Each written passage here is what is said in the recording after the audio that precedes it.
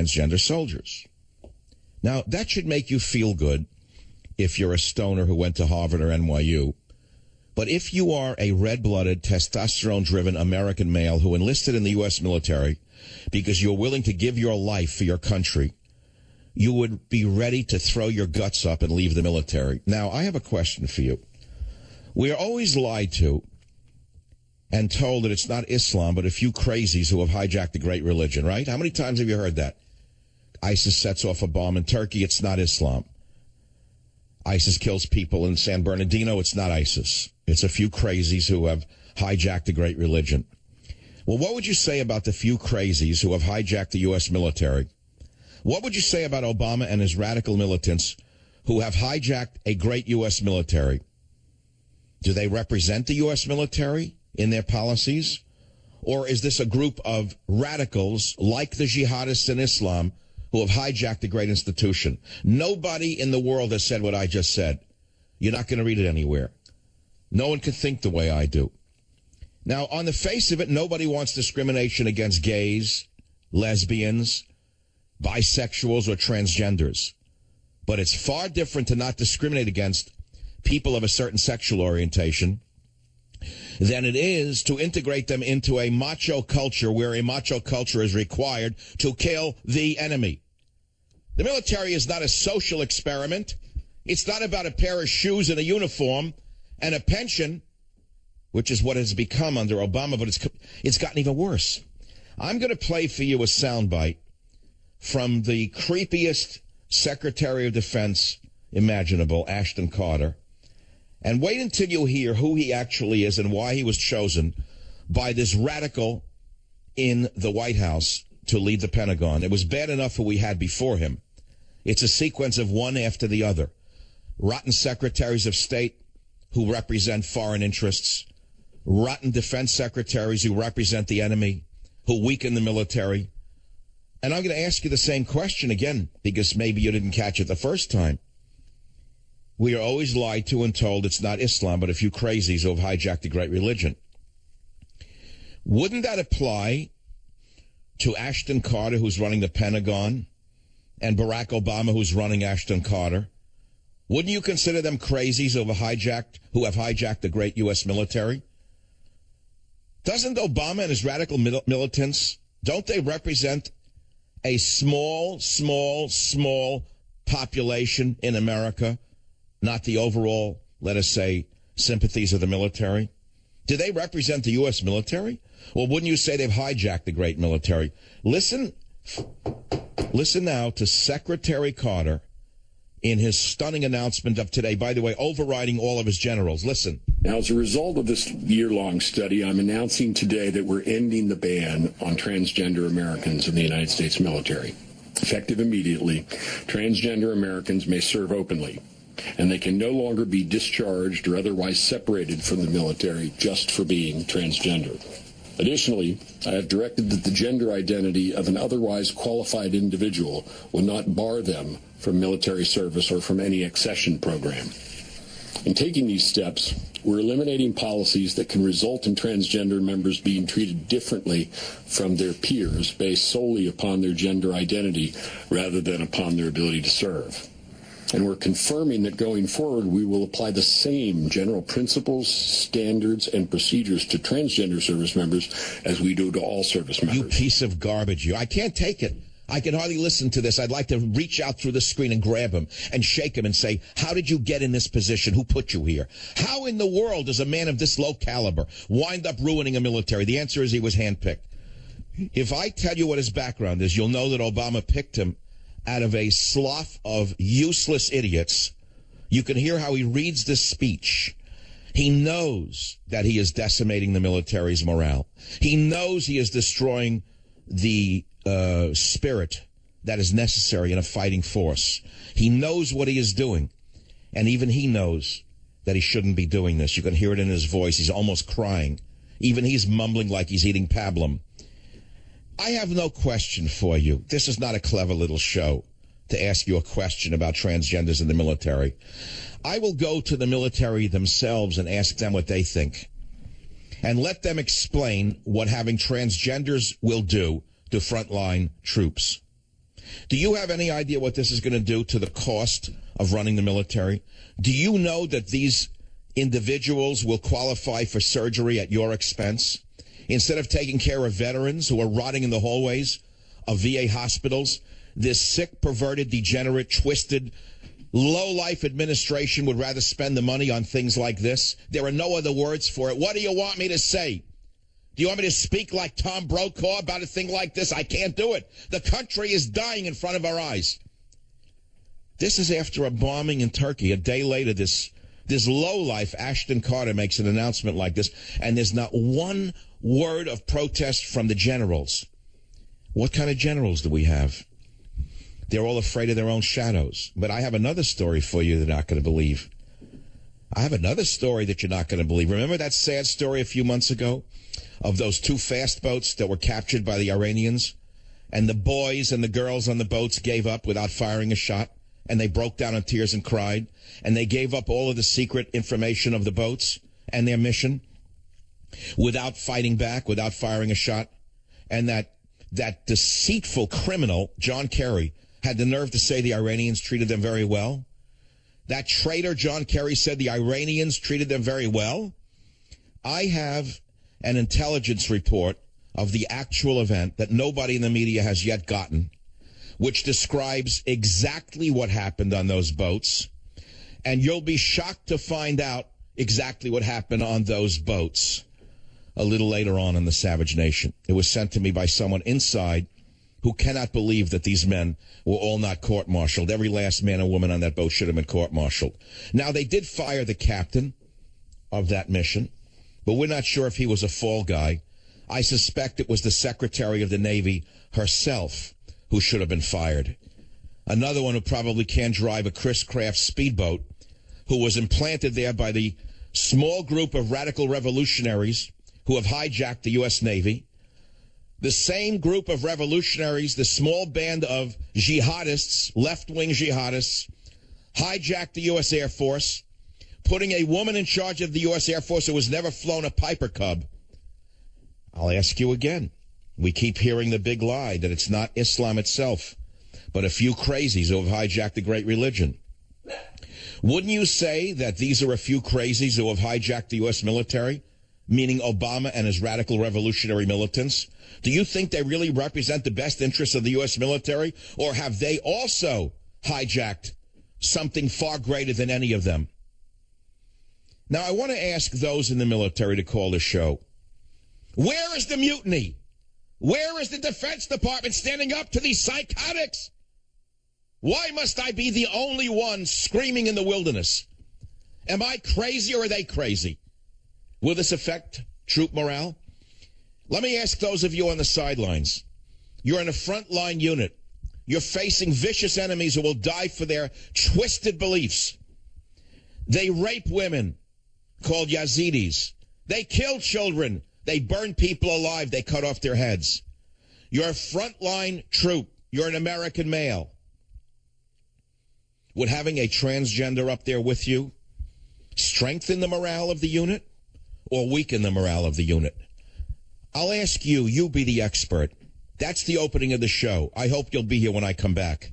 Join the Savage Nation. Call now, 855-400-SAVAGE, 855-400-7282. Savage. Hey, our Savage Nation is sponsored by SwissAmerica.com, the only company I trust for wealth insurance, gold and silver. Call 800-BUICOIN. Right now, most of our transgender service members must go outside the military medical system in order to obtain medical care that is judged by doctors to be necessary. And they have to pay for it out of their own pockets. This is inconsistent with our promise to all our troops that we will take care of them and pay for necessary medical treatment. You know, if there were war crimes trials after this radical leftist regime leads, Ashton Carter should be at the top of the list. This man should be tried for treason. Do you know what he just said? Do you know what that slimy thing just said? He said that your grandfather or your father rotting away in a VA hospital in a ward who is not being taken care of because of the vermin who run the military are going to be put at the back of the bus, and that transgenders will be given operations at your expense. You talk about insanity. Let me ask you, how do you define insanity? You know, one of the definitions of insanity is disorder, a disordered mind, the inability to prioritize what is important and what is unimportant. By that definition, Ashton Carter and Barack Obama belong in a madhouse. He is going to prioritize medical care for transgenders and put that over combat veterans who are waiting for treatment in the VA hospitals across America. This is what he does before July 4th. If this is not a punch in the guts to people who serve this country, tell me what worse he could do to them. Tell me what worse this slimy creature could do to them. Again, I'm going to have to remind you because many of you are so, I don't have the right word. I think you're deadened. I think you're so deadened you don't even know what's going on, nor do you care. You've been beaten up so badly by this psychotic society of ours that you can't even understand what I'm saying to you. You've been so brainwashed since childhood that you don't know how bad this is. Nobody wants to discriminate against transgenders. How many are there? What percentage of them are there that they would twist the entire military around them? What's the percentage? 0.1%? So you twist the entire military around 0.1%. Well, by definition, we are witnessing the hijacking of a great institution, the U.S. military, who do not represent the U.S. military. They are like the jihadists who we are told have hijacked the great religion. We're always told it's not Islam, but a few crazies who have hijacked the great religion. That's over and over and over and over again. Well, by that definition, Barack Obama is one of these crazies who have hijacked one of the greatest assets of the United States of America, which is our military. It's what kept us free. It's what defeated Hitler. As I've written in my previous books, never forget it was every man who defeated Superman. It was your grandfather Eddie who died on Omaha Beach. It was your grandfather Eddie who died on Iwo Jima. And look what they died for, so this piece of garbage could destroy the U.S. military. Now, I could do this in a quieter tone, but it would have no effect on me. I need to get this out of my stomach because I'm ready to break the computer screen. I don't know what to do with my rage. I don't know where the outrage is in the country. Why must I be the last man standing? Why must I be screaming in the wilderness? Where the hell is everybody? They're certainly not in the military. Where are these generals? What happened to them? Where are all the generals who would defend us? The answer is nowhere. They're nowhere to be found. That's why we're losing the war against this ragtag army that doesn't even have an Air Force or a Navy. We can't beat them? Now you know why. Because the Army and the Navy, the Air Force, is twisted, mentally deranged. Mentally deranged. They're all looking over their shoulder. Like in any major U.S. corporation. That's why corporations are broken. You think that they have cohesion in corporations? They don't. Every middle manager is looking over his shoulder, wondering when the axe will fall, wondering when he'll wind up or she'll wind up walking in, and there'll be a carton waiting in the lobby for them of their personal possessions, and they're thrown out. It's the same in the military. Obama has destroyed the U.S. military in every branch of service. Not solely because of this. I can give you 15 other reasons. But I'm going to ask you, ladies and gentlemen, if you were a member of ISIS after you just bombed Istanbul, which, by the way, apparently the FBI is still investigating. They're sending a crack team of sickos over there from wherever they come from with their rubber gloves, their DNA sampler. They'll be there for 6 months in Istanbul looking for DNA. We knew it was ISIS the first minute it happened. But the head of the FBI doesn't know who did it yet. They're going to investigate it and then get back to MSNBC with the report in 9 years. This is the country you're living in. So why is Obama doing this just before July 4th? You know why? A, because he can, and B, because he hates this country with a You don't even understand the hatred that these leftists have for this country. You don't understand how they hate the police and the military. You have no idea how vicious they are. Moreover, you don't have any idea what will happen to this country if they're not stopped. And the only way to stop them is for 10 generals to stand up and say we are going to resign unless this is rescinded because the military cannot take this. Number two, we have to prioritize our combat veterans for medical care as opposed to transgenders getting reassignment surgery. where the boy becomes a girl and the girl becomes a boy. That's the U.S. military? So what happened first in the universities when the psychos took over the colleges and ruined the universities have now ruined the corporate world. They've ruined virtually everything they touch. Now they're touching the last thing that's left. Before the sicko leaves office, he wants to leave a scorched earth. He wants to leave a scorched earth that can never be repaired. You know, oh God, read about Carthage. Read about what the Romans did to punish the Carthaginians, because the Carthaginians tried to attack Rome and failed. The Romans then went to Carthage, and after they destroyed Carthage, they salted the earth so that it would never, ever come back. It couldn't come back. Obama is practicing a scorched earth policy against the institutions that made America great. He is salting the earth so that it can never recover. That's what he's doing. That's my opinion. And I'm only one man, but apparently I'm the only man who is seeing and saying this. I'm the last man standing. I don't hear this anywhere else. I hear no emotion. I hear no outrage. I hear no real care. The same thing. Constitution. Every day the same thing about Republicans and Democrats. That's not the issue. That's crap. This is the issue. This is the issue. The scorched earth policies of the psycho Obama.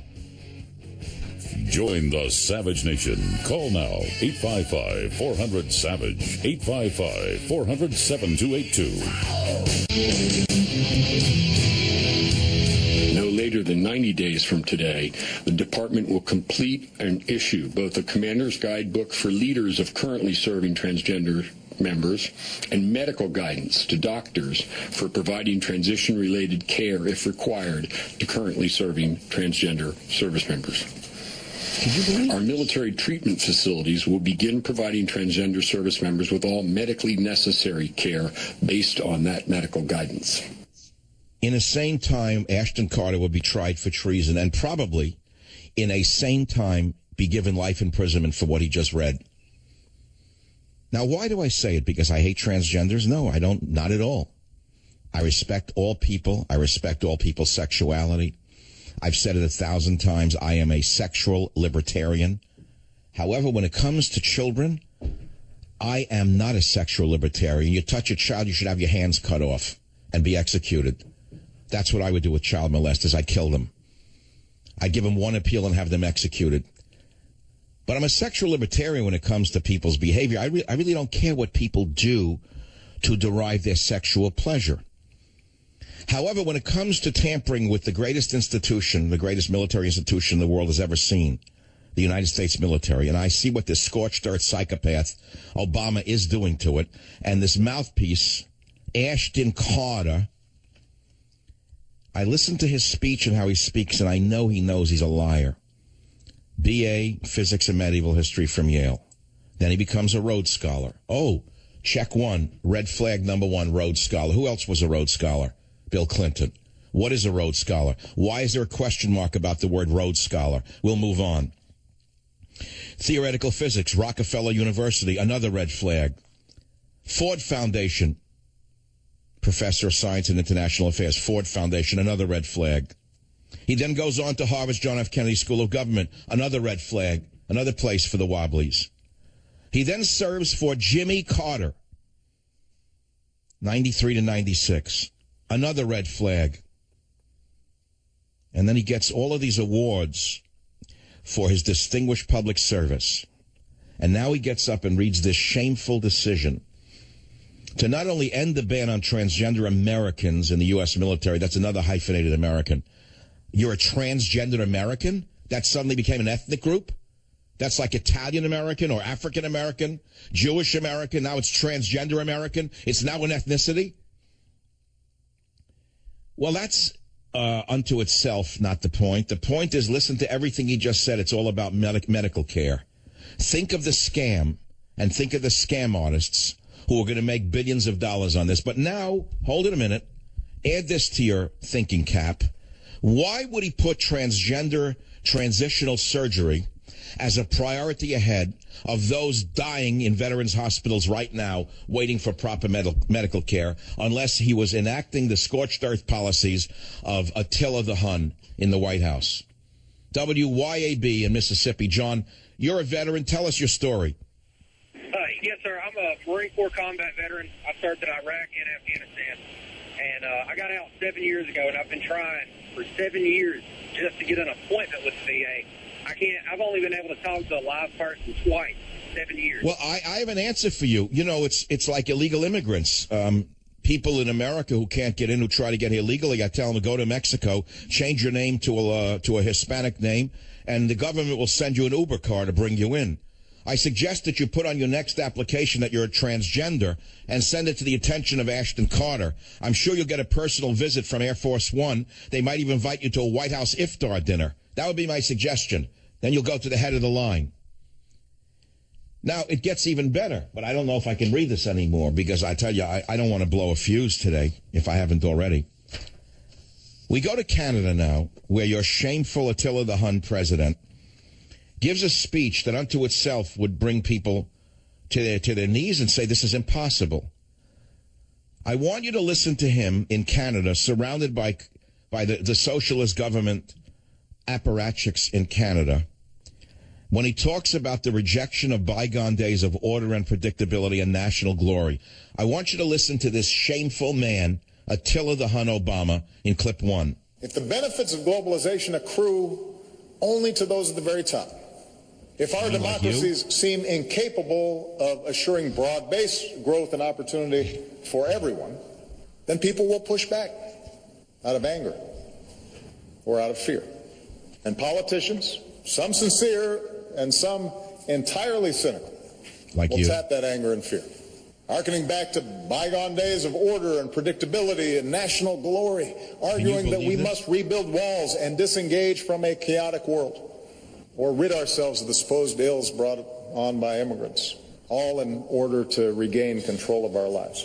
No, we must expel from our country radical jihadists like yourself. You must be deported. Of course, that's never going to happen. There's going to be a trial for what he's done to the country, never in a million years.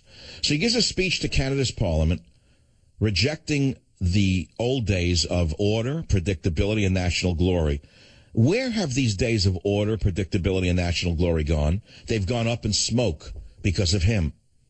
This single man is like an emperor, an evil emperor like Nero, who did such evil to his nation that the Roman Empire never recovered. But wait, it gets even better. I got something else for you here in your walk-away cocktail. As he chants, as he brings about this speech about the demise of nationalism and the nationhood, the idea of nationhood, listen to what happens amongst the sickos in the audience in the Canadian Parliament in clip 2. And as we go forward together on that freedom road, let's stay true to the values that make us who we are. Canadians and Americans, allies and friends, now and forever. Thank you very much. Merci beaucoup. Thank you.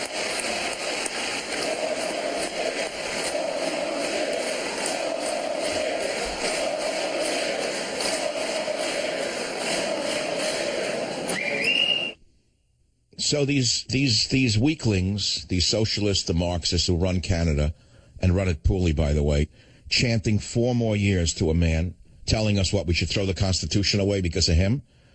You know what? My mother was born in Canada. I'm now ashamed to tell you that. And here are things we can give back to Canada. They can have Canadian bacon. I'll never eat it again. Remember when we hated France, we wouldn't eat French fries? Don't eat Canadian bacon. Give up all the other things that are Canadian. The National Hockey League. They can have the Great Lakes. They can have Molson beer. They can have Canadian Club whiskey. They can have Crown Royale. They can have Maple Leafs. They can have maple syrup. They can take Justin Bieber, and they can take Ted Cruz as well. How's that for a list? I'm through with Canada. I never want to go over the border.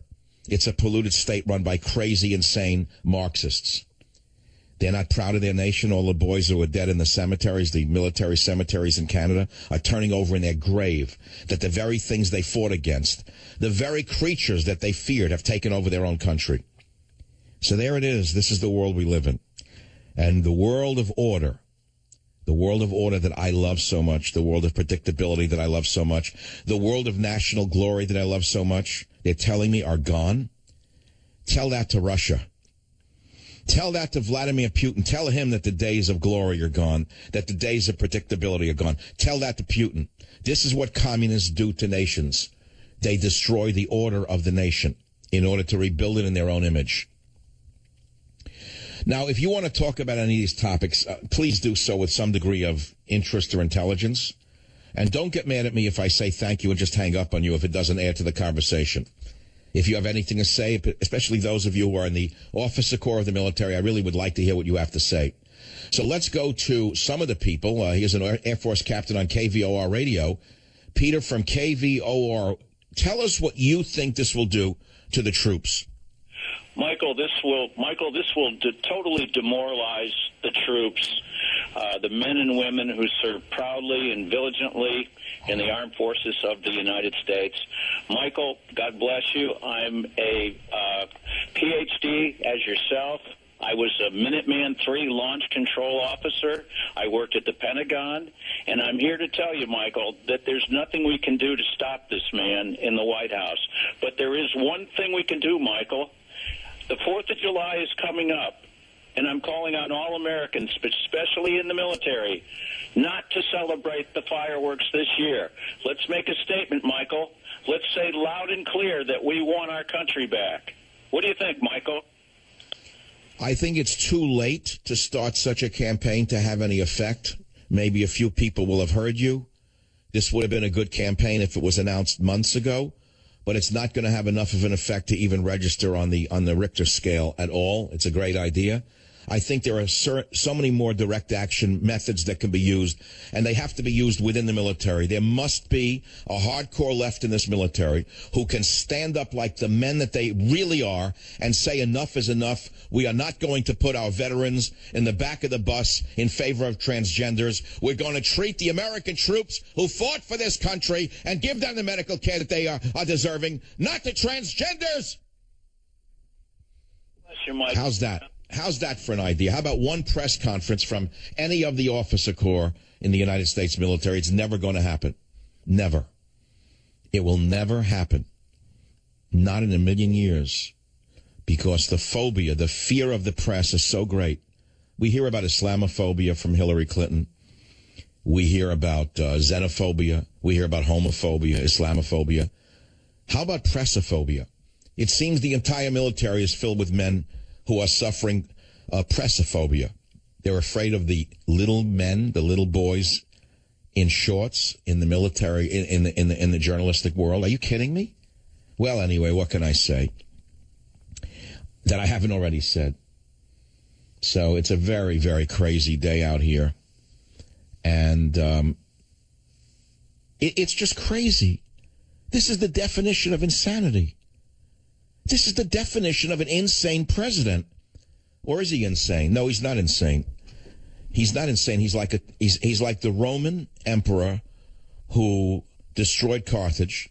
And then after he destroyed Carthage for having dared stand up to Rome, he salted the earth in order to never let that great, great civilization ever reappear. Obama is salting the earth in every institution he can touch in his remaining days. This is a madman with a vendetta against the military unlike any you could ever imagine.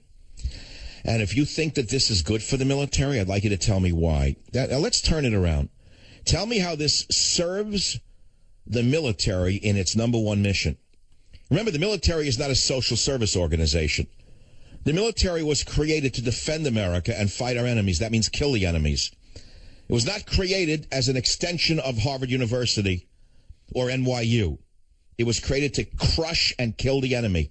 And that's why we're losing the war against ISIS, a ragtag band that doesn't even have a Navy or an Air Force. That is why the military is crippled. It's because Obama is practicing a scorched earth policy within the officer ranks. I'll be right back.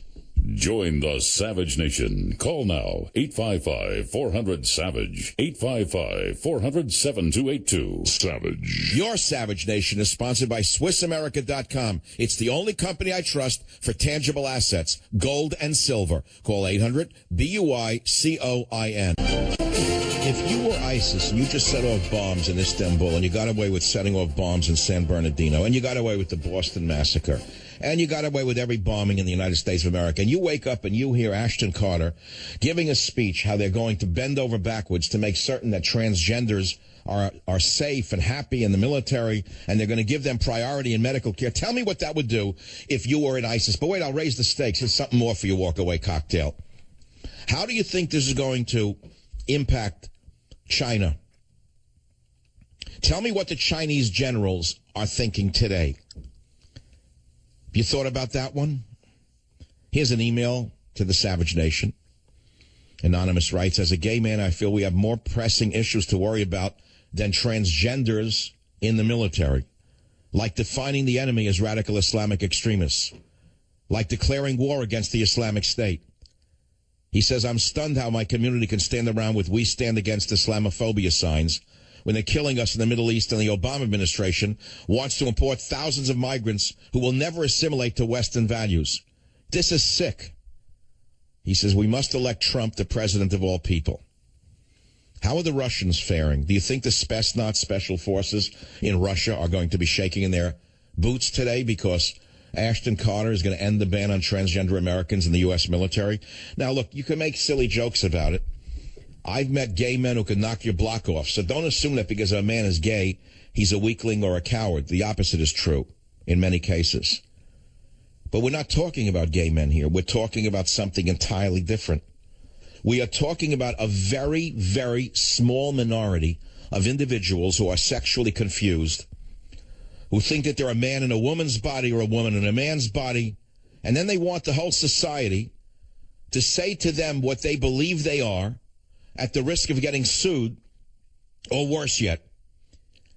That's what we've been living through here in this society since Caitlyn Jenner came along in order to get another 15 minutes of fame. Now it's going into another branch of the America that we all love, which is the military, which is not a social service organization. It's meant to kill the enemy. It's not for training. It's not to give people jobs. It's to kill the enemy before they kill us. Can anyone listening to this show, as liberal as you may be, can you honestly say in your heart of hearts that bending over backwards to give transitional surgery to a man who wants to be a woman, meaning having his private part cut off and thrown in a garbage can, with all the hours that will take, the months it will take of recovery with that individual doing nothing but laying in a hospital bed and going through rehab, that's going to make the military more ready? You want me to reverse it for you? I don't want to be vulgar. How about a woman who wants to be a man and wants to have surgery to create a male appendage in her body? You know how many months of surgery, recovery it is from surgery like that? So the military is now going to let that deadbeat lay on a bed and go through rehab for a year and do nothing for the military? Think of the actual ramifications of organizing such a crazy thing for the U.S. military. Person wants to do that, I wouldn't say good luck to them. I think that they need therapy, and I'm not alone in that. I think even the American Psychiatric Association has said enough is enough. This is like a mass hysteria right now. But the military is another story altogether. That's hour one. It's more than you'll get from 10 other shows in 10 years. Join the Savage Nation. Call now, 855-400-SAVAGE. Savage. The Savage Nation contains adult language, adult content, psychological nudity. Listener discretion is advised.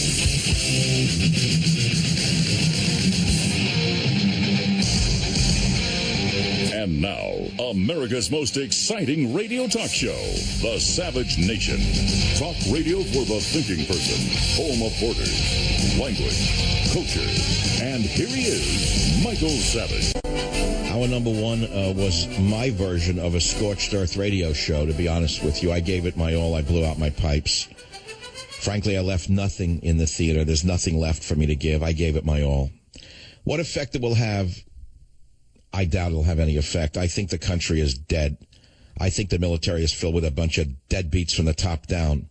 Yeah, the young guys who go in, maybe some of the young women can fight like hell and they're ready to give their life for the country. I think that this Caesar of ours, who has practiced a scorched earth policy on virtually every institution that is worthy of the name Great America, has today topped himself with a new attack upon the military just in time for the July 4th celebration, which I talked about in hour number 1, and I'm not going to repeat myself.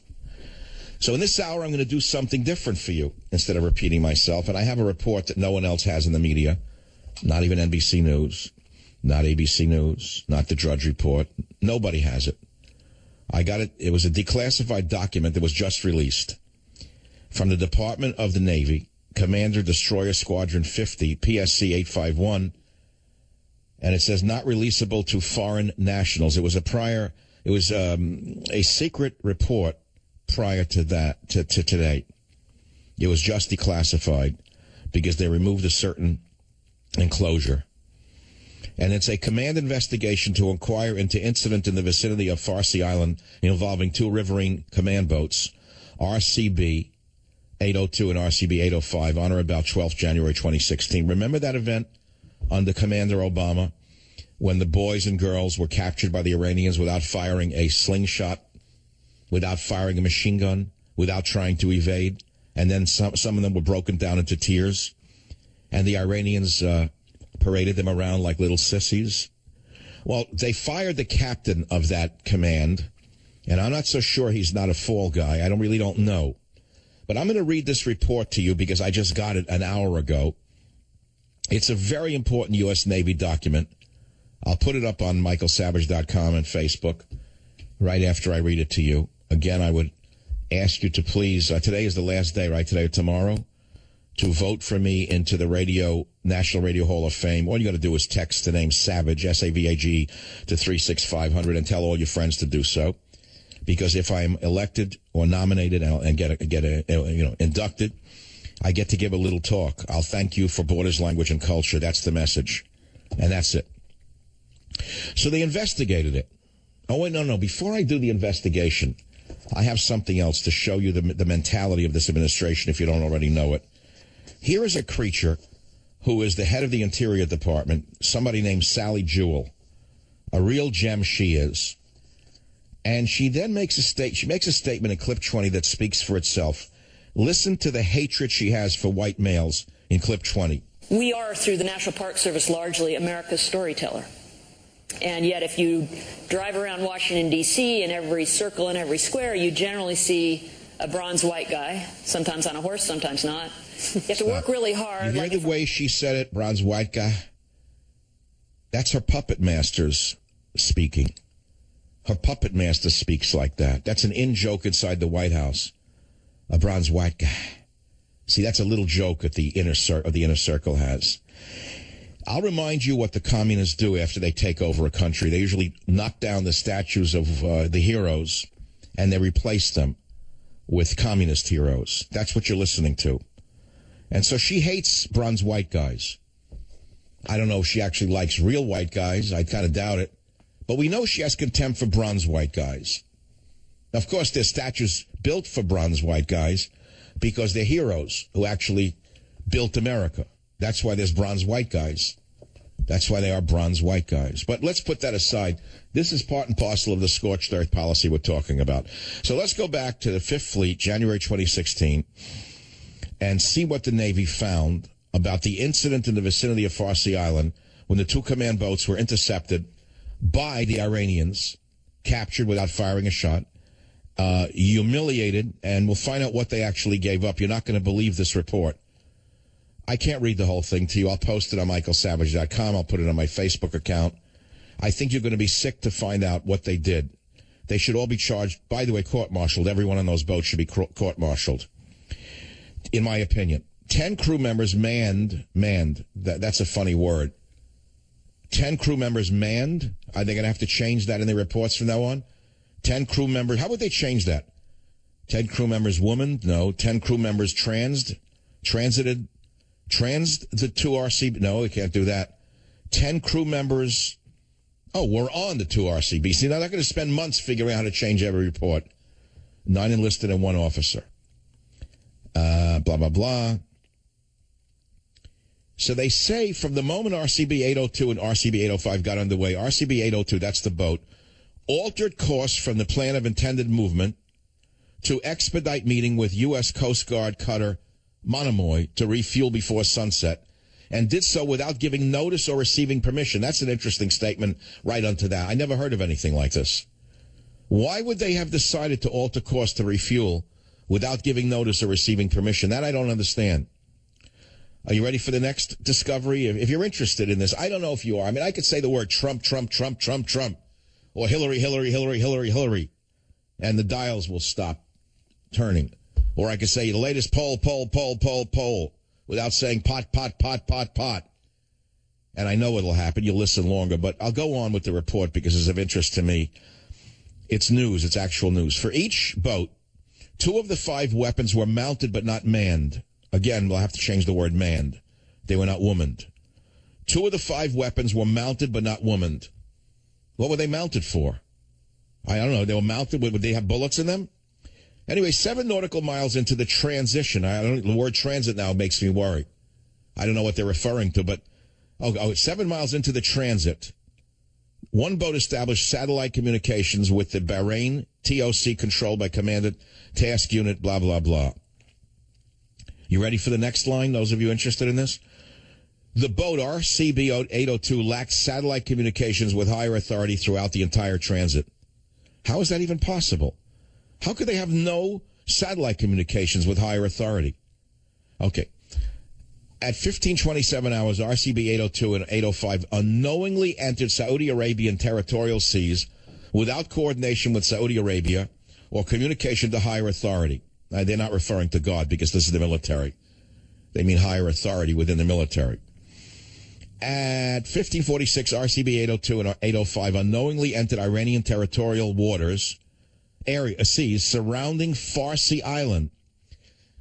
Here's an interesting point. U.S. Coast Guard cutter Monomoy notified CTG 56-7 that the RCBs appeared to be inside Iranian territorial seas. Now, let's pause right there.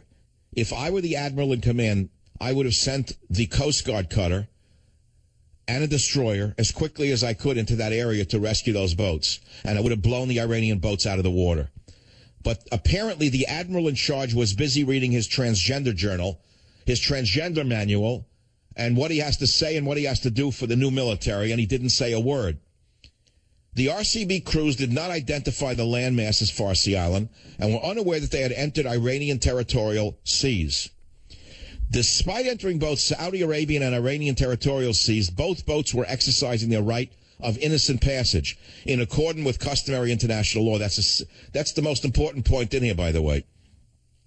Even though the guys who were running these boats, or whoever was running them, entered Saudi Arabian and Iranian territorial seas, they were not violating any international law. They were exercising the right of innocent passage in accordance with customary international law. While conducting innocent passage, one of the boats developed indications of loss of lube oil pressure in the starboard engine. That's a heck of a statement. As a man who's owned boats all his life, how could a military vessel lose lube oil pressure if it was properly maintained? The answer is it was not properly maintained. That's number one. So anyway, it occurs 1.5 miles south of the Farsi Island. So as a precautionary measure, the boat's coxswain, sorry to have to use that word. I know to none folks in the Navy that sounds like a dirty word, but it isn't. The boat's coxswain went all stop on both engines. RCB 802 remained dead in the water and began troubleshooting the engine casualty. RCB 805 remained nearby. Between 5 to 15 minutes later, the RCB crew members visually sighted 2 small boats coming towards them from Farsi Island. Now, right then and there should have been a U.S. destroyer or Coast Guard cutter in that area stopping the Iranians. But because we have a scorched earth psychotic running the government who has debased the military, ruined the Navy, no such Coast Guard cutter was sent to defend them. Shall I go on, or have you heard enough? Then there's an interaction with the 2 Iranian small boats. And then it gets interesting. I got to read this to you. I got to read the rest of this to you. So the 2 Iranian small boats come over there, and instead of immediately loading the machine guns up and pointing them at the Iranian boats, the boat's commander, this little boat, attempts to make contact with the small boats via VHF radio communication, but was ultimately, you know what that's like? That's nothing. It's a shortwave radio. Every boater with a Chris Craft or a carver on the boat has such a radio. You go on 17 and you say, come in, Schmendrick. Come in, Schmendrick, put down your beer bottle for 2 seconds. As the Iranian small boats approached, the Iranians uncovered their crew-mounted weapons and pointed them at the RCBs. Listen to this. As the RCB-802 boat captain was not aware of their location in Iranian water or the overall threat environment, he initially believed that the small boats were fishing vessels that meant no ill intent? You mean fishing vessels point machine guns at him and the moron didn't do anything? So then, listen what happens. I'm reading from one secret report that I got. No one in the media has it. It's fascinating. While some 802 and 805 crew members had manned their crew-mounted weapons, the RCB-802 boat captain ordered that they back off their weapons so they did not seem intimidating. Oh, my God. My God. Do you know how the U.S. Navy was created? I'm going to pause now from the report before I go to an all-important commercial break. Do you know how the United States Navy was created? We had merchant vessels traversing the coast of Africa, the Barbary Coast, where Arab pirates, Muslim Arab pirates, yes, it's them again. Yes, Muslim Arab pirates, yes, Muslim Arab pilots, boat captains, were intercepting our unarmed commercial vessels and stealing the cargo and killing the crew. So we had to make a navy. It was called the U.S. Navy was created to defend our merchant ships. But the ships alone weren't good enough, so they had to get the worst, toughest people they could find in the bars and other seedy places around the East Coast. They went and found the worst, toughest guys they could find. Today they'd be in cage fighting or in Corcoran prison. And they enlisted them in a new division created just for them called the United States Marines. And they gave them a sword, a flintlock pistol, and they gave them something new to the military, which was a leather guard around their neck. So when they got into a sword fight with the Muslim pirates, they could fend off some of the blows with a leather guard around their neck, and that's where the Marines got the name Leather Neck. I'll be back in a minute. Now, wait, we've gone from leathernecks, who would intimidate the enemy just by looking at them, to, let's say, feathernecks, who didn't want to intimidate the enemy. I'll be back. Join the Savage Nation. Call now, 855-400-SAVAGE, 855-400-7282. Savage. My Savage Nation is sponsored by SwissAmerica.com, the only company I trust to protect my wealth with gold and silver. Call 800-BUICOIN. Break that record. Hold it. That may represent the Great South. I think that, is that a racist song? Glory, glory, hallelujah. I don't even know anymore. What can I play on the show? I kind of like the tune. I used to hear it in elementary school. Is that a racist tune now? I don't know. Do we have to go to Al Sharpton to find out what we're allowed to listen to on the radio? Anyway, we've gone from leathernecks to feathernecks in one administration. From Navy SEALs to Navy squeals in one administration. From airmen to hairmen in one administration. Now, I was playing with this during the break while eating a takeout lunch in a box. I'm enjoying myself because it's the last. Look, all I have is my sense of humor to keep me sane. If I can't have a sense of humor about what this scorched earth Caesar is doing to this country, I think I would have died a long time ago. I would have just died from despair. To put transgenders ahead of rotting veterans rotting in hallways that can't get care, to give them transition surgery over them, and they get away with it without being stopped. So I make up jokes. From airmen to hairmen is my funniest one. I like leathernecks to feathernecks, but then I like Navy SEALs to Navy squeals. That got me a laugh. Then I went to the sink for a water, and I said from airmen to hairmen. That was good. I'd like to add to that. Now, let me go on with the report now, this just declassified report that nobody in the media has yet. So we're talking about the two boats that went into Iranian waters, and they see a boat coming at them with machine guns aimed at them, and the idiot who's running the command tells them to stand down so you don't look intimidating. Now I'm reading. The RCB-802 boat coxswain repaired 802's engine. What was a piece of hair caught in the fuel intake? RCB-802 attempted to come up in speed, and the two Iranian boats maneuvered in front of the RCB, racked their weapons, and pointed AK-47s and crew-mounted weapons at the RCB-802's crew. The RCB-802 boat captain ordered the RCB-802 boat coxswain to accelerate through the Iranian vessels. Well, there's a Medal of Honor right there. The 802 boat coxswain disregarded this order. And refused to accelerate through the Iranians. Well, then the Iranian boats surrounded the 802 and continued to point 50 cal and AK-47 machine guns at the crews. So right away, there's something there right now. Next, the RCB boat captain orders the RCB gunners to step away from the weapon mount. So the captain says, run through them. The coxswain loses his nerve or her nerve, won't do it, and they get surrounded. You didn't read this anywhere. You didn't hear it anywhere except right here. Join the Savage Nation. Call now, 855-400-SAVAGE. Savage. Michael Savage here, attempting to be a bronze white guy in his lifetime. I would love a statue made in my honor somewhere, bronze white guy. But having said that, we're talking about the secret report that I got that was just declassified yesterday. I don't know when, recently. It's nowhere to be found. It's about the Iranian capture of our boats. Who did what and why, and I think it's an important story. I'm enjoying reading it with my little asides. If you're not interested in it, I apologize. I think it's a bigger story than you may imagine, because I've not seen this anywhere. From airmen to hairmen, I did already. From pads of glory to gory moles in one generation. From pads of glory to gory moles in one generation. Over there, over there. As the Iranian small boats approached, the Iranians uncovered their crew-mounted weapons and pointed them at the RCBs. As the RCB-802 boat captain was not aware of their location in Iranian water or the overall threat environment, he initially believed that the small boats were fishing vessels, blah, blah, blah. That meant no ill intent, so he tells them to back off their weapons so they didn't seem intimidating. That's the U.S. Navy's response now. Again, from leathernecks to feathernecks. Next.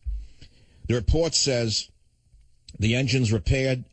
The captain tells the coxswain to go right through accelerate through the Iranian vessels. The boat coxswain disregarded this order and refused to accelerate through the Iranians. Then the Iranian boats surround the boat, our boat, points their 50 cals and AK-47s at the crew. The captain of our boat orders the RCB gunners to step away from the weapon mounts. Next, the 802 boat captain attempts to verbally establish communications with the Iranians, but none of the Iranians spoke English well. The RCB-802 boat captain believed that the Iranians were retrieving a translator from Farsi Island. This did not occur. Retrieving? Who wrote this? We're retrieving a translator? You mean bringing in a translator? It didn't happen. Moments later, 2 additional Iranian boats came from Farsi Island with upward of 15 additional armed crew members. Now, let me stop right there. We had an opportunity to send in a destroyer or a Coast Guard cutter right at the point at which we found out they didn't know where they were before the Iranian boats arrived and protect them and get them out of there. But we didn't do it. The admiral in charge should be fired. My opinion. Armchair captain, armchair admiral. But I know I'm right. Moments later, 2 additional Iranian boats come, 15 men. The Iranians motion for the RCB crew members to step away from their weapons and for the boat to come alongside and nest with RCB-802. Nest. Okay, blah, blah, blah. 2 Iranians trying to push RCBs to an unknown island with weapons trained. This was the last transmission from the boats.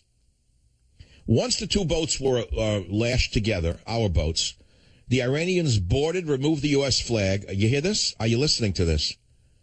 Replaced it with the Iranian Revolutionary Guard Corps Navy flag and instructed both crews to board and assemble on the aft part of the boats with their hands behind their heads.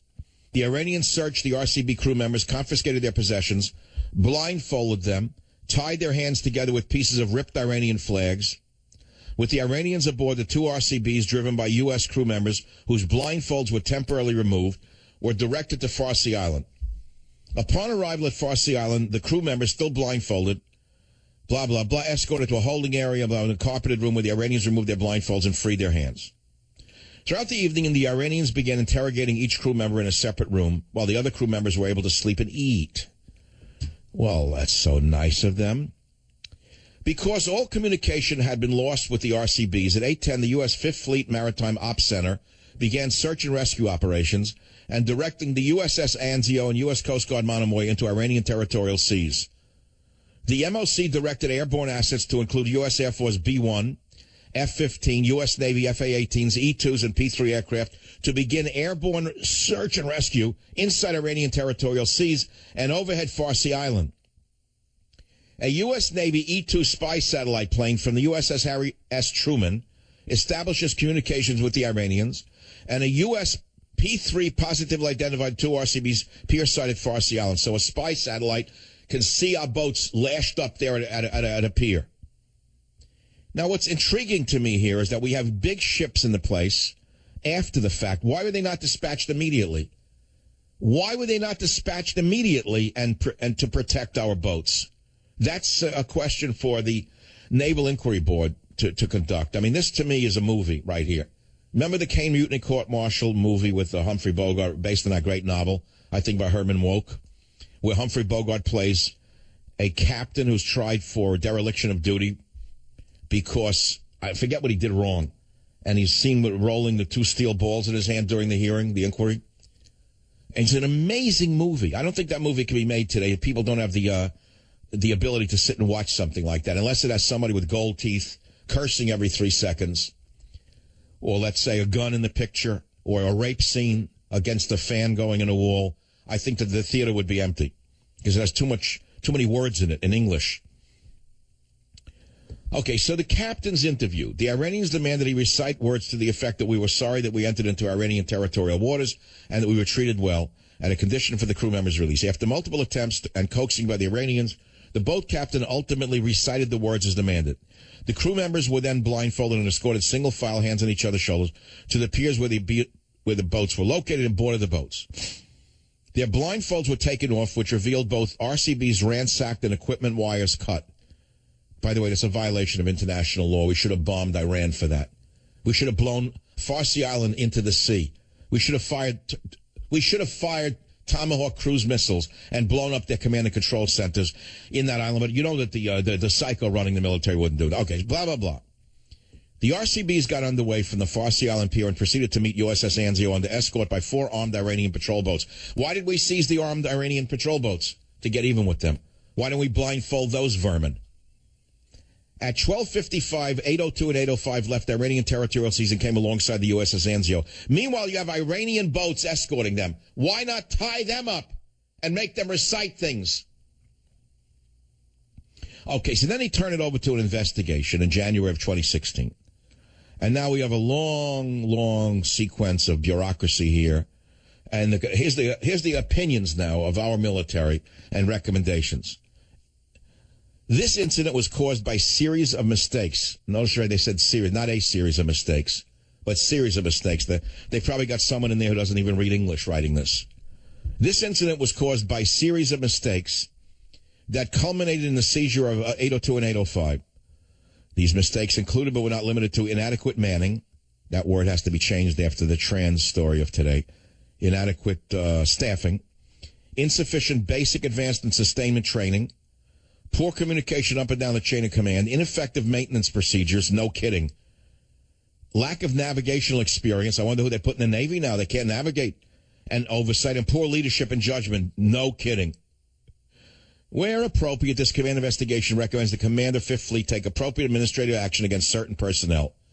Many personnel have left the 5th Fleet operational chain of command. Where'd they go? To Home Depot? To give away little sausages? Accordingly, this command investigation should be forwarded to the appropriate commander. Blah, blah, blah. Okay. Now there's more pages. I've only read, of this secret report, I've only read 15 of 80 pages.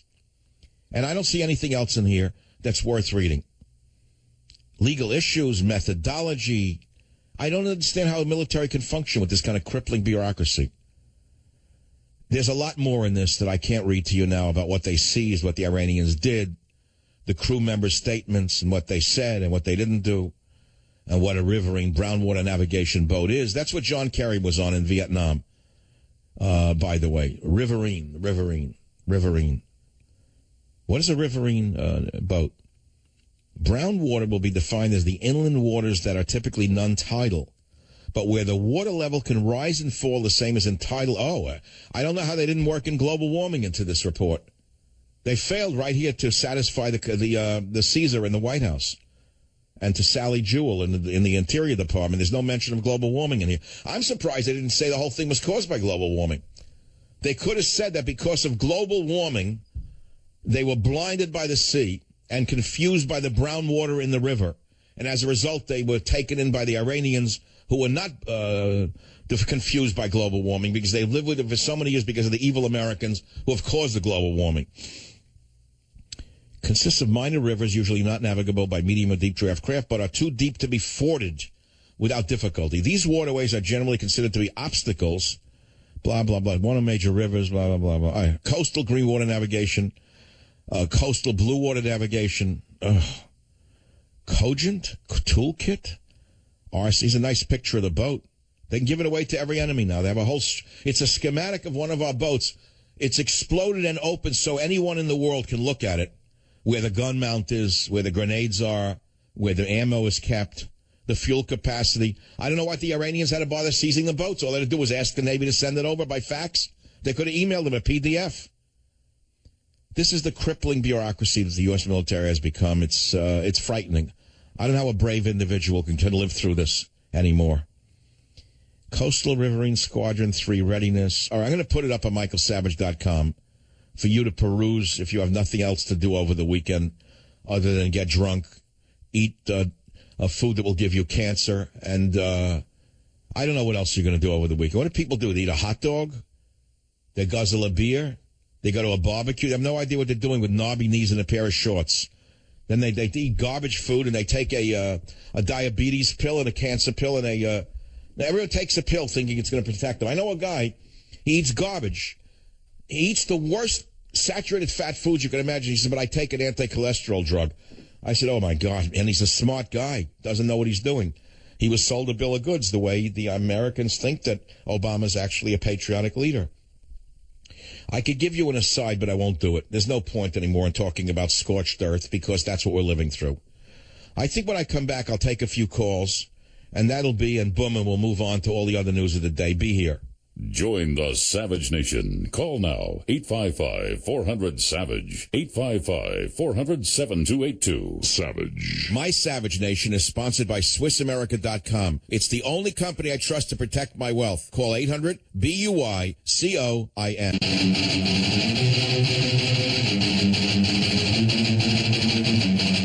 As a result of this year-long study, I'm announcing today that we're ending the ban on transgender Americans in the United States military. All right. Effective immediately. War crimes trials. If Trump becomes president, war crimes trials. Ashton Carter goes before a board, and he's tried for treason, dereliction of duty and treason, and he's given a life sentence in Leavenworth Penitentiary. You don't know what this actually means. Many of you are so stupid and so stupefied by the brainwashing that you actually think this is just about being kind and gentle to people who have sexual, let us say, confusions, if you want to put it that way, or ambivalences. Let's put it that way. Do you know what this is going to do in terms of costs, medical costs? Some of the key concerns involved in the repeal of the ban on transgender individuals include whether the military would conduct or pay for the medical costs, surgeries, and other treatments associated with any gender transition, as well as which physical training or testing standards transgender individuals would be required to meet during different stages of their transition. Wait. Unnamed defense officials told the Associated Press that the military also wants time to tackle questions about where transgender troops would be housed, what uniforms they would wear, what berthing they would have on ships, which bathrooms they would use, and whether their presence would affect the ability of small units to work well together. Well, I rest my case. They're taking your father, who's waiting in a hallway of a veterans hospital for years to get any kind of medical care, and they're putting these people at the head of the list. A small, tiny percentage of the population at the head of the list in the military. Why? Because the Caesar, who is running America with a scorched earth policy, is part of a band of radical revolutionaries like the jihadists who have hijacked Islam. Obama and his radical militants have hijacked the U.S. military. No, they do not represent the United States military. They do not represent the military in any way, shape, or form. They are just like the militants who we are told, who represent a very tiny percentage of the Muslim population who have hijacked a great religion. Well, I would say that Obama and Ashton Carter and those behind the scenes are just like these militants in that they've hijacked a great institution, the U.S. military. And that's my message of the day. They are the jihadis of our society. Sandra, on KVOR, you're going to have the last word. What's on your mind? Dr. Savage, my husband has been in the U.S. Air Force for 30 years. He's getting ready to retire, and I'm so thankful that he's not going to have to deal with this. But according to the Department of Defense statistics, of the 2 million active duty military people, only 4,000 identify as transgendered. So we're totally turning... So for 4,000 individuals, they have to now change every ship in the Navy, create new bathrooms on submarines. They have to now decide what uniforms they should get. And more than that, wait, do you know what surgery costs to cut a man's private parts off and turn it into a woman's genitalia? Do you have any idea what kind of surgery is involved? And do you know how long it takes to recover from that surgery? It renders the individual unfit for service at any time. For years, they will be unable to perform adequately. Why would you want to do that in the military unless you wanted to weaken the military? It's certainly not going to strengthen the military, would it? It's going to totally... I would say that if a man wakes up and says all his life he always thought he was a woman in a man's body, I would say that he says to himself, all right, so that's what I live with, that's who I am. I'll continue to do my job. But I wouldn't expect the Navy to pay for my surgery, would I? Would I expect the Navy now to twist the whole Navy around my particular, let us say, fantasy about myself? Realizes the troops who have served. I come from a family that has my father served in World War II, my father-in-law served in World War II. I come from a family of veterans of long line, and I am so upset and so angry that our... Well, I hope that my anger, my outrage, which got me a little sick today in the first hour, expressed for you what you'd like to say, because I gave it my all. I blew out all the stops. I'm going to send you government zero, and I'm going to ask you to go to your little iPhone and text my name Savage to 36500 and tell everybody in the military to do the same. That's right, Savage to 36500 to nominate me for the National Radio Hall of Fame. I am fighting for my professional life. I can't tell you any more than I just did. I'll be right back. Join the Savage Nation. Call now, 855-400-SAVAGE, 855-400-7282. Savage.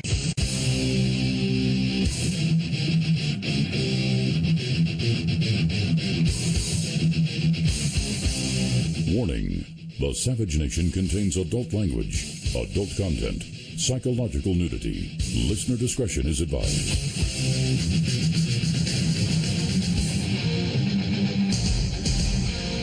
And now, America's most exciting radio talk show, The Savage Nation. Talk radio for the thinking person, home of borders, language, culture. And here he is, Michael Savage. We have been talking about how under Czar Obama, we have gone from leathernecks to feathernecks in one administration, from Navy SEALs to Navy squeals, from airmen to hairmen, from paths of glory to gory moles in one generation. And my friends, I have nothing more to say. I cannot add to what I've already said today. If you missed the first hour, you missed a great hour of radio. If you missed the second hour, you missed a disclosure that has not been heard yet in the media anywhere in the world. And I think it's now posted or should be posted within the afternoon on michaelsavage.com. It's the whole report of the Iranian debacle. Here it is. Top secret report of Iranian seizure of U.S. boats off Farsi Island. I thank my good friend Captain X for giving this to me from the U.S. Navy Intelligence News Service, which has not yet made it to the media. It was released on June 30th at 1:39 p.m., which is today. And it's up on my site today. And it's the whole sad story of how incompetence and cowardice led to the seizure. Okay, my friends, 855-407-282. I don't want to repeat myself. You can repeat yourself. A couple other headlines. Your Attorney General, Lynch, who's the most disgraceful, embarrassing Attorney General, she makes... Who was the last one? What was his name? The Fast and Furious guy? The another one who should have been indicted, who fled, who got out of Dodge before he was indicted for Fast and Furious. Now, Loretta Lynch is shielding the Clinton Foundation. It's a headline on the Drudge Report from the Daily Caller. Shielding the State Department. Shielding the Clinton Foundation. State Department won't release Clinton Foundation emails for 27 months. How is that possible in a free society? Duh. Under the Tsar, we have no free society. Instead, he goes to Canada and gives speeches about the bygone days of order and predictability and national glory. It's astounding how you can't see this. Okay, I think I've covered all I'm going to cover in one day. There's only so much one man can do. And most of you don't want to hear anymore. That's it. I know you've had enough. Do you think the State Department is hiding information that would hurt Hillary Clinton's chance of being elected president? Duh. What State Department? You mean Hillary's department? 6,000 emails and you don't care about it because it's a Republican? No, because it's a Democrat. So what are you going to do about it? U.S. District Judge Rudolph Contreras, a President Obama-appointed judge, had previously ordered the State Department to release the requested documents by July 21. But Department of Justice criminals, meaning lawyers, informed the judge last night that the State Department discovered errors in the manner in which the searches have been conducted in order to capture documents potentially responsive to plaintiff's request, and they're not going to release them now for months. Now, they should go to prison for this. I would send in U.S. Marshals and say, if you don't turn them over in 24 hours, you're going to jail. Department of Justice lawyers should be arrested immediately. 24 hours to turn them over or go to jail. That's what should happen. There should be a showdown. Someone has to fight back. Somebody has to stand up to the Tsar. Am I wrong in this? This is a judge appointed by Obama, gave the State Department an edict to release the documents July 21, and now the most slimy of all lawyers in the world are in the Attorney General's office, and those slimy lawyers are saying that they made an error in how they downloaded them, so they can't release them until after the election. This is sickening. Okay, you don't care. I can see it's a dead in the water already. He's got the barbecue, the forks are out, people have got the sauce, they're chopping the onions already. They're cleaning the grill for the last time because the company's coming over. They ordered in the brew, the beer, and make sure there's back refrigerator in the garage. How much electricity is wasted in this country? I often wonder as I bicycle around suburban houses. Well, everyone has a second refrigerator in the garage. When I grew up, there was one refrigerator in the whole house. Now everyone has a minimum of two. First, they have a commercial refrigerator in the kitchen that you could choke a barracks of army personnel on the food in there. Then no one. Usually it's empty. It's like 3 chiclets and a jug of juice, and the Ritalin medication and the pet medication in the back. There's nothing in there, but they have a triple door refrigerator. It has to say Wolf on it for them to feel that they're driving a BMW of refrigerators. Then they have an old refrigerator that's also an old Wolf, probably a Bear refrigerator in the garage that they use for something else. I don't know what's in that one. What do they put in there? Drinks?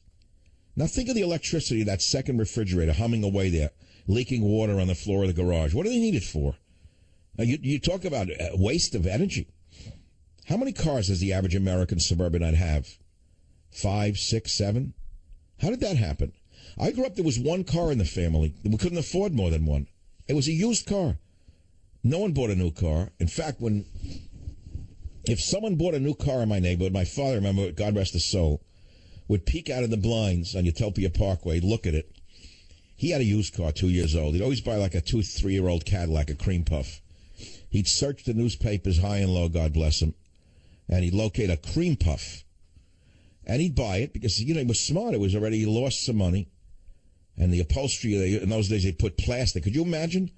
People would buy a new car and put plastic covers on a car. You would say to yourself, wait a minute, who are you saving the seats for? For the guy you're going to sell it to? Why don't you enjoy the seats? So it was the same in houses. Would you believe how people ran their lives in the 50s? They had a sofa in the living room with plastic covers on it. You weren't allowed to sit on it. You sat down, you felt like you were in a bowling alley. I don't know what you were. You stuck to it in the summer and you froze in the winter. It's crazy. It's a different world, but the amount of energy that we spend today on things. 1 car per family was it. So he'd look out of the window, out of the blinds. He would push the blind down. He'd look. He'd peer. He'd give the peer. The captain would look out the window and he'd say, if they bought a new car, they bought it on time. They're faking it. They're just showing off. Could you imagine? In those days, no one bought anything on credit. The only thing they bought on credit was a house called a mortgage. Or else nobody could have bought a house. No, impossible. You can buy a house without a mortgage, right? That's buying on time. But the idea of buying a car you couldn't afford and making payments, it was an embarrassment to my father. It meant you were faking it. You were living beyond your abilities. It's unbelievable, a different world we live in, right? What does it have to do with anything? Nothing. Nothing, but I already shifted. I'm not going to do that anymore. I got a semi-migraine on one side of the head. I'm burned out from the story. I'm so angry, there's nothing I can do about it. The czar gets away with anything he wants. The criminal who runs the Justice Department is another one appointed by the same group. You know, I tell you, the most important thing I said today, I'm going to repeat it again till you hear me. We're always lied to and told it's not Islam, but a few crazies who hijack the great religion over and over again. It's not Islam, it's not Islam, it's not Islam, it's just not Islam. It's a small group of blah, blah, blah who hijack the great religion. Well, I would say that Obama and Loretta Lynch, Sally Jewell, pick the names. They're the equivalent of the radical militants, the revolutionaries who do not represent the United States of America because they've hijacked the great nation. They don't represent any American values, none whatsoever. They don't represent the U.S. military with this transgender nonsense. They've hijacked the greatest military in the world. They are much like the jihadis who have hijacked Islam. You like that analysis? I do. I think it's good. I'm proud of it. In fact, it's so good, I'm going to add it to Scorched Earth, which will be out around Labor Day. Yeah, I'm actually working on my last big book. No more, I swear to you, I can't do one more. That's it. It's the last and final sequel to Government Zero, Scorched Earth.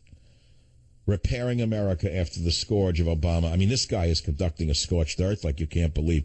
What it is, it's going to be an architectural plan for Donald Trump if he wins in November. If Hillary wins, you can burn my book. If Hillary wins, throw the book in the garbage. Throw it into a fireplace. Because everything that I'm advising in that book, the opposite will be done. I don't even know what country I would move to. If she wins, you know, a lot of people are saying if she wins, it's all over. I keep hearing this from very intelligent people. I never heard this from people before. I've heard people who are down, this and that. But they say if she wins, it's the end of America and they're leaving. But there's nowhere to go. Where are you going to run? Canada? What, you can't wait to see Ted Cruz's relatives? What are you going to go get in Canada if you go there? What are you going there for? The Royal Canadian Mounted Police? They're not the Royal Canadian Mounted Police of your childhood, believe me. I mean, I could tell you a joke, but it's a family show. Every time I hear Mountie and Mountie Police, I'm sorry. Something comes to mind with today. You can't do it. What are you going there for? What does Canada have that you want? Canadian bacon? Niagara Falls? You got that on the Buffalo side. You can't get maple syrup in Vermont? What are you going to go visit Justin Bieber's elementary school and throw a rose at it? Or you can't wait to get Canadian Club whiskey, originally created by the bootleggers on the other side of the lakes? You look at the history, by the way, of Prohibition. Hey, there's a great movie out there. It's old. And I'm just talking now. Now I'm talking. Now I'm doing the rap. The rap. As soon as a minute, I'll start playing drums and singing, and I'll get the fife out and start playing a flute if this keeps up. There's a movie called Miller's Crossing. Raise your hands if you saw it years ago.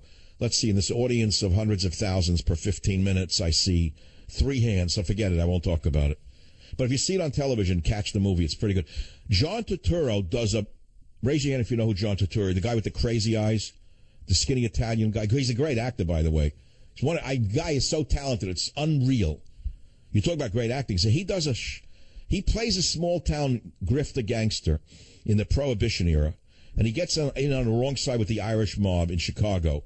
So they send them a guy out to execute him in the woods at Miller's Crossing. The whole movie moves up to that point. And it's his friend who's given the gun and told to shoot his friend in the woods. So the 2 gangsters who tell him to go in the woods, they stay by the car. And they say, remember, 1 shot in the body and 1 shot in the brain to kill him. The guy doesn't want to do it. He says, you got to do it to show you with the good guys. So, okay, they go out there. And then John Turturro puts on a performance begging for his life better than any I've ever seen in my entire life, ever in the movies, ever. I've never seen anything like this performance. It's worth the movie just for that, to fast forward to the begging for his life, how he does it. Because you imagine if you were in that situation, would you beg for your life, or you'd be John Wayne? Go ahead, make my day, man. Put one between my eyes. I'm not afraid of you. What would you do? You'd do the John Turturro. You'd get on your hands and knees and beg for your life, probably, right? No, you're here. I get it. Another hero there on the other side with the keystroke. Every keystroke heroes went from Keystone Comedy to Keystroke Heroes in one generation. Okay, let me get out play some music for me. Play Coltrane.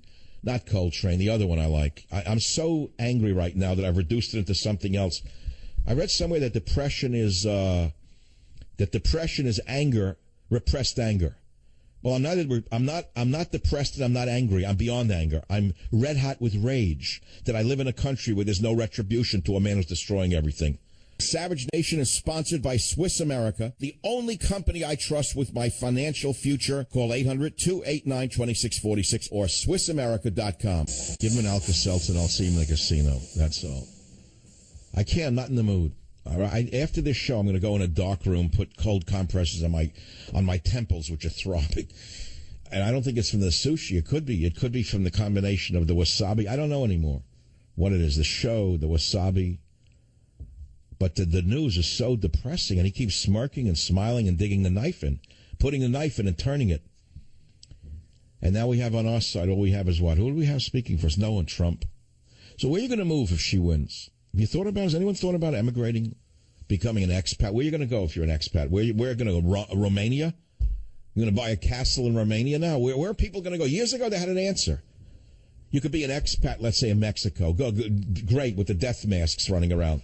Go be an expat in a fancy house in a bad neighborhood. See how long you last. That's over. So you can't go to Mexico. That's over.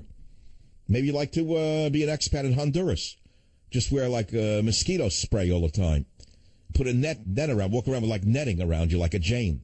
In Honduras, you don't get Zika. You can't go there. There's nowhere to go. I don't know where anybody would move. But Buenos Aires? You have to have an armed guard to go get your teeth cleaned? Patagonia, you want to live down there with the penguins? Robert, I don't know where people go today. Where can anyone emigrate if Hillary wins? It's a good question. A lot of people think New Zealand is great. It's a socialist nightmare. Horrible. There's nothing down there but dead sheep. A lot of crime in New Zealand. The indigenous people who were brutalized by the British who came in there. Oh, did they brutalize them? They killed everyone on Tasmania. So no wonder their descendants hate them. I mean, let's be clear about it. They slaughtered everyone in Tasmania. You don't know what I'm talking about. I'll be back in a minute. Join the Savage Nation. Call now, 855-400-SAVAGE, 855-400-7282. We are, through the National Park Service, largely America's storyteller. And yet if you drive around Washington, D.C., in every circle and every square, you generally see a bronze white guy, sometimes on a horse, sometimes not. Oh, shut up, you. Work really hard. Shut up, you. Shut up, you. I love the bronze white guys. Anyone out in the audience object to the bronze white guy statues around America? I love the bronze white guys. It's why my ancestors fled the oppression of Russia. It was because of the bronze white guys. You ungrateful creature, you. Look, where did Obama get all of these people from? I know probably the worst universities in America. Harvard, Yale. Where do you think they are? He picks them, the worst monsters. Look where they go after government. They foisted one on the University of California. She ruined the system in the years she's been there. Remember her? Janet Stern, or what was her name? The last one, not Janet Reno, the one that followed her in the next pickup truck with, who was the one that followed Janet Reno? There was another one. Napolitano. Hey, Mambo Italiano, right, Mambo Italiano. She's now running the University of California into the ground. Another one put, again, upside down everything. Instead of putting excellence as the bellwether, now it's transgender, this gender, that gender. What is everything with gender in America? How did that become? Jim, your microphone's on. The whole audience is hearing you talk to callers. Put the kill switch. I heard it. Never mind. How did this country become obsessed with gender? You know, that's an intriguing question unto itself. I grew up, there were gay guys, and we had a gay guy in the crowd. And there's no joke coming. There was Fire Island, where a lot of gay people went. I mean, that was it. Then there was Stonewall. That was it. Gay people went to the Village. No one made an issue of it. He was gay, he wasn't gay, that's all. That's the way you were. You went to the bar. If you didn't, you don't go to the bar. No one made it a story. The next thing I wake up, it's all everyone wants to get married. It's the opposite of what the gay people wanted when I was a kid. The reason guys that I knew became gay is because they didn't want to follow like their mother and father. They were bored of that lifestyle. They said, I don't want to get stuck in with a living room and children and dental bills and lead a boring life. I'm serious. A lot of it had to do with a choice of leading a different kind of life, not just a sexual orientation. Let's say they were oriented that way, but they didn't want to go down the straight and narrow. But then all of a sudden, here comes the bride. I don't know how that happened all of a sudden. Then that shock hits us. Everyone's, what's the difference? Whatever you want. It doesn't bother me. And we all got conditioned to that. Next thing you know, the whole world's now around 3 people out of 25 million who think that there should be a woman or a man or a this. I'm Lord Calvert, even though I was born a woman. I'm Lord Calvin, and even though I'm a man, I don't understand it. Now, okay, so we live with that. I don't care what anyone does. It's okay with me. It doesn't affect me. I'm not touched by it. I certainly doesn't challenge my sexuality because I'm so sure of my heterosexuality. Hey, let him live and be live. Gay gets into hey, live and be well, man. Now you wake up, the whole military is now twisting itself in a circle over 4 people. Accommodations now on a nuclear submarine. Meanwhile, your grandfather is waiting for treatment in a VA hospital now for 7 months, 12 months. He's been put in a hallway in a broken wheelchair, and you're going to go get a transgender now, get a transition surgery. They'll cost $100,000.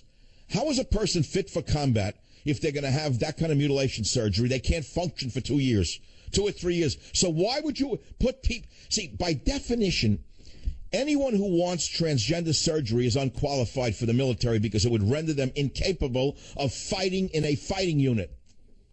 They can't fight if you have surgery like that. It's like bringing in diseased refugees. Again, upside down because of the twisted Caesar in the White House. My grandfather was an immigrant, I will remind you. No one came in with diseases. They put you into quarantine. Remember the movie The Godfather, little Don Corleone. Put him put him aside. Little Vito went into the thing, sat in the room for 9 months because he had TB, right? Now this guy goes out and looks for people with TB, looks for them with cholera. Anyone with malaria out there? We have one malaria? TB, step to the front of the line. This is like Obama, like a maniac. Let's go to Honduras to find as many people we can with Zika. Anyone got, let's say, fulminating tuberculosis? You, sir, step to the front of the line. What do you have down there? You have what? Leprosy. Oh, leprosy. Please step to the front of the line.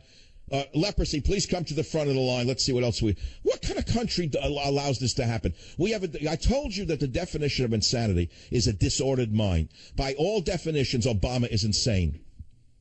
That's it. I rest my case. Now, that's why I'm saying that people are saying they can't take it anymore. They're going to crack from it. And if she gets in, if the Harridan wins, the criminal Harridan wins, they're saying they're leaving the country, but they don't know where to go. What, they're going to move to Canada for Canadian bacon and Justin Bieber tapes? They want to go over the Niagara Falls in a barrel. They can't wait to get there for the maple syrup.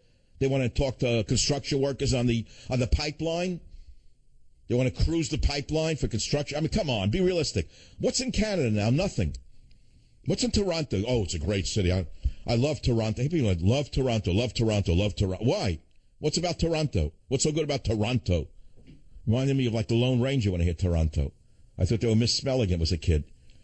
Toronto. I said, you mean Tonto? No, the Toronto. That's where Tonto came from, Toronto. I had no idea. I used to love Canada. I did. I actually thought of emigrating. It's a very personal story to me. You don't know this. But for the grace of God, I wouldn't be an American citizen anymore. Yeah, I swear to God.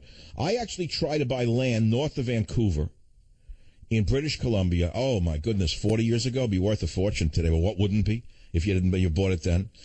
I'll never forget it. I got off a plane in Vancouver. I don't know, a car rental, whatever, to look at 100 acres north of, it said Vancouver. Because I always liked the Canadian people. I had a feeling my mother was born there, and I always liked Canadian. The way they had, like, served tea. They were polite, very polite people. And during the Vietnam War, people were, not raging with insanity towards each other. They were very polite, nice people. They had the rodeos. So I wanted to buy, like, 100 acres, and I flew there. I drove for 4 hours north of Vancouver, and a real estate broker, to this day, I hope he got punished with an illness for what he did. Whoa, did he lie to me. The land was next to us like a lumber mill. The air smelled of sulfur, burning pulp. It was next to a pulp mill. Like for 50 miles around, your eyes would turn green. The minute you got out of the car, your eyes were burning. I had to turn around in the car before I even looked at the property. That was the end of my Canadian experience. And as a result of that, I wound up in California. So you got to, all things happen for a reason. I'm serious. Did I ever tell you I almost moved to Woodstock, New York? I swear to God, that's another mistake. You don't know that. But for the grace of God, it would have been Woodstock instead of Fairfax, California. I tried to buy a house in Woodstock at the time because I had a few creepy friends who lived up there. Oh, thank God that didn't go through. It was a beautiful house in the country in the Catskills. I always loved that countryside of Catskill Mountains. Because a kid, grew up, went up there with the parents, country, always nice waterfalls, creeks, clean air, pine trees, nice people, like bungalows, like pinball machines, mellow rolls, roast pork on garlic bread, lakes, little motors. It was like, summer. So I tried to move to Woodstock. I wanted to buy a house, and the deal fell through. It was $42,000. Would you believe it? Today, it must be worth a fortune, probably $48,000, $49,000. I don't know what it's worth. But I don't know why it fell through. I think I tried to buy a hotel. That's what it was, a lodge hotel. I was going to be an innkeeper. That was another lie. That's what I remember now. I flew like 6,000 miles to look at this. Another rotten, lying real estate broker who's going to buy like a 20-room lodge in the mountains. I went there. It was on a highway, like cars zooming by. That was that. I wanted to kill the realtor right on the spot. He knew I was flying in from Hawaii. That was that story. So now here I am, years later. But it shows you how life directs you. Do you think that these are accidental things? I don't know anymore. Is it fate? Is it accident? Did God push me this way in order to be on the radio? Am I doing anything worthwhile? Who knows? I'll let you know when I get over to the other side. I'll send you a message in a bottle. No one ever comes back and tells you about that. How come they can't come back? Can't someone once come back and tell us whether it's all a lie or there is a God and you do get punished or rewarded? Please. Can't someone please come back and tell me for sure? It's like I'm going crazy with that question since I'm a kid. But I gamble. I'm a gambler. I gamble that there is a God, there is a judgment day, and you do get punished for being bad on the earth. But that's not the reason I'm a good guy. It's because I'm a good guy. Nice people are good guys. I like animals. I like people who are weak to take care of them. I help everybody I possibly can. And I hate bad people. I hate them more than anything on earth. I hate mean people more than anything on earth. I hate them. I hate them for what they do to this country and what they do to other people. You know that? That's how I am. Don't think I'm crazy because I can love and hate at the same time, because if you can't, then you got something wrong with you. Read the Bible. For every, thing there is a season. So I didn't even get to what I was going to do. It's like, where are people going to move if the Harridan wins? So let's take some calls of where people are going to go. Marlene on KSFO Radio in San Francisco. Marlene, where would you move if Hillary Clinton wins? Iceland, but my husband said their economy's no good, but I can't think of any place else to go. Iceland, they just indicted the prime minister, was a crook. He stole a fortune and kept it in some hidden bank somewhere. What do they have in Iceland? They have like ice hotels and what else? Like a certain kind of vodka made from lichens? What's up there? I heard it's supposed to be green there, and Greenland is supposed to be full of ice, but I don't know. I'm just trying to get away from Hillary, that's all. No, I don't know. I'll look into some land in Greenland. I don't know what it looks like up there. They're all like descendants of the Vikings, aren't they? Dr. Savage, I grew up in Queens, New York about the time you were in Brooklyn, and... No, I was never in Brooklyn. Please don't insult me. Oh, I rarely set foot in Brooklyn, but thanks for the call. That's the kind of call I want to cut my wrist from. No disrespect, young lady, but the minute I hear, Mike, I go to Brooklyn, I'm going to tell you we go back a long way. That's it. Show killer from the get-go. Too familiar. End of the radio show. I grew up where you did. I think I know the deli. Did we have friends in common? Did you date Rita Horowitz at some point in Jamaica High School? No, that girl, that pretty girl. Where is she today? Oh, she's long gone. Oh, yes. What'd she die of? Oh, MS. It was terrible. Terrible end. She got it at 30. I don't want to hear those stories. It's a miracle that I'm still marching around here. So, no, please no old home stories that I'm from the Bronx and you're from Brooklyn and you're like me and I'm from you and this and that and that. So, if you look back through history, you want to talk about warriors, you know that there are gay people who are always great warriors. Don't make the mistake that a lot of people do think because a guy is gay he's weak or effeminate. Please, I hope that we've come far enough in society to understand that there are some phenomenal warriors who happen to be oriented in that direction, both male and female, incidentally. Let's just clear the air on that. That is not what I was talking about today. I'm talking about a deranged president who would foist transgenders upon a military at a time like this and put their medical treatment ahead of that of combat veterans who are dying in hallways. In case I haven't clarified my position. I just clarified it for you. All of you haters out there. All of you Soros rats. I just clarified my position. I just scared my dog here. He was sleeping. Now I woke him up. Okay, listen, I'm going to say it one more time. Today is the absolute last day you can nominate me for the Radio Hall of Fame. That's it. I won't say it again tomorrow. It'll be over, thank God. I can't wait till it's over already. I wish you just voted and I win or lose. I can't take it. Oh, I hate selling things. You don't know. It's hard for me. I like a free association in my head. If I can't free associate, I don't want to do radio. I can't do radio very well if I can't free associate, meaning rap. I'm the original rapper in the American media. That's really what it is. This is a political rap show. But instead of sounding like an illiterate moron from the gutter, I sounded like an articulate, intelligent man from the highest levels of society. And I'll be right back. Join the Savage Nation. Call now, 855-400-SAVAGE, 855-400-7282. Savage. The Savage Nation is sponsored by SwissAmerica.com, the only company I trust to protect my wealth and financial future. Call 1-800-289-2646. I'm looking at a videotape during the break. U.S.-led airstrike among deadliest in war against ISIS. It's the Iraqis taking credit for the blowing up. It's like a highway of death. They must have heard my show yesterday. Then they hit us with the transgender today, but they did it. And they knew where they were. All of a sudden, they knew where ISIS trucks were. They blew them out of and it's the Iraqis. You should hear this tape. I'm going to have it on the show tomorrow. It's like, and thank you for the weapon. And I got an arm and a leg and we saw a nose flying and keep the weapons. No, it's the Iraqis, thank God. Husky guys, they have their own Air Force. What do you think, they can't fly a plane? They're the ones who did it. I guess with our leadership, I don't know. I really don't know. U.S.-led coalition aircraft, that unto itself, I don't know what that means. Strikes against the Islamic State around the city of Fallujah. 250 fighters killed. That means ISIS vermin. And 40 vehicles destroyed.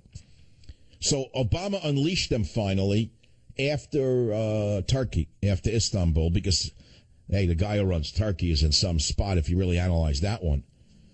Is he on the side of the Kurds? Is he on the side of ISIS? Is he on the side of Assad? You don't know which way he's on, or he's on all sides. And now that all changed after the bombing in Turkey, and they unleashed on them. These guys are in good shape, these Iraqis. They're not fit like our pilots. In our country, everyone's skinny, gluten-free. Everyone watches every ounce of fat. These guys don't care. They eat lamb, the fat. I don't know what they drink over there. They're in great shape, these pilots. Heavy. These are old flyers from the Saddam Hussein day. You got to see this. You got to watch this videotape. I'm trying to go back to it. It's wonderful to see the ISIS trucks going up in flames, and this guy hocking a chinik in Iraqi, on and on and on and on, and then blue this that. ليلة أمس وبالتحديد بالساعة 1:20 دقيقة عثرنا على رتل داعش مؤلف من أكثر من 700 سنة وبطولة 11 كيلومتر. Look at the ear going by with the hair attached. من منطقة قصي والبوهوة. There's a foot going by now. والحبانية وجهة he did very good in Fallujah. أكثرهم من الأجانب الذين رفضوا التسليم إلى قطاعاتنا. Thank God you sent the weapons. He blew them to hell. يهاجم قطاعاتنا الموجودة. Thank God for the American weaponry. تم كشف and they're very good. Too. No, I'm not mocking the guy. I'm actually happy. I'm giddy. After today's show, I saw something for my money. At least some of my taxes were used properly. At least it wasn't diverted by a U.S. senator for a husband's gain or whatever. I saw a weapon being used that wasn't made by someone whose fingers from San Francisco touched the weapon in order to make sure he could extract a few dollars from it. All right. Vote, and that's it. Savage to 36,500, and I won't mention it again till I win.